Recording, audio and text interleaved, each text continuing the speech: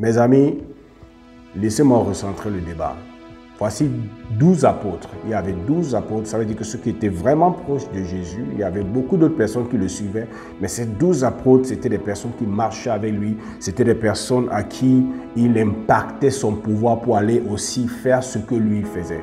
Et il arrive donc un jour, dans ce passage, la mère de deux d'entre eux, parce qu'il y avait des frères parmi eux, on les appelait les Jean et Jacques, qui étaient les fils, leur père s'appelait Zébédée. Leur maman vient voir Jésus.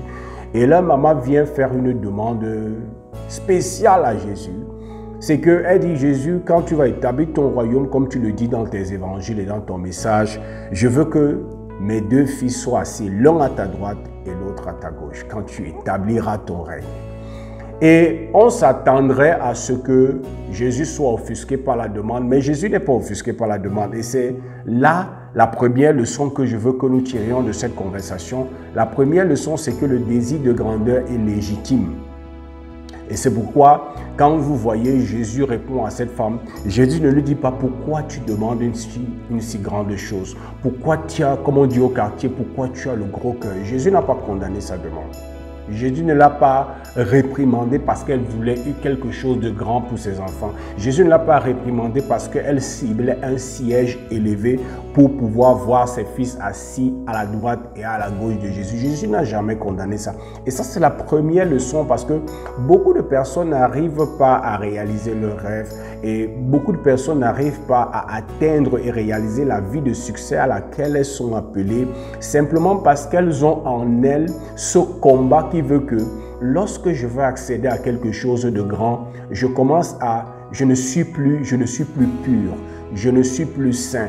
C'est comme si le désir de grandeur, c'est un mauvais désir. C'est comme si le désir de grandeur, c'est la peste. C'est pour ça que très souvent, dans certaines familles, lorsque les enfants viennent dire « Papa ou maman, j'aimerais être ceci quand je serai grand », beaucoup de parents font quoi?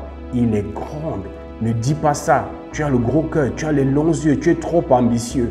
Non, le cœur de l'enfant est un cœur rêveur. C'est un cœur qui voit les possibilités. C'est un cœur qui voit qu'il est possible de pouvoir tout réaliser.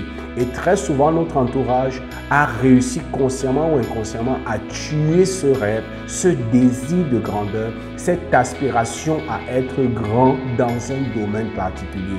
Ce qui fait que lorsque nous arrivons à devenir des personnes matures, nous avons ce rêveur en nous qui a été étouffé depuis notre enfance et nous avons la peine à rêver parce qu'on nous a fait comprendre que rêver grand, c'est mauvais. Rêver grand, ce n'est pas sain. Rêver grand, c'est diabolique et c'est égoïste. Mais laissez-moi vous dire que la conversation particulière que nous avons lue tout à l'heure, dans cette conversation, Jésus n'a pas dit à cette maman que ce qu'elle demande est mauvais.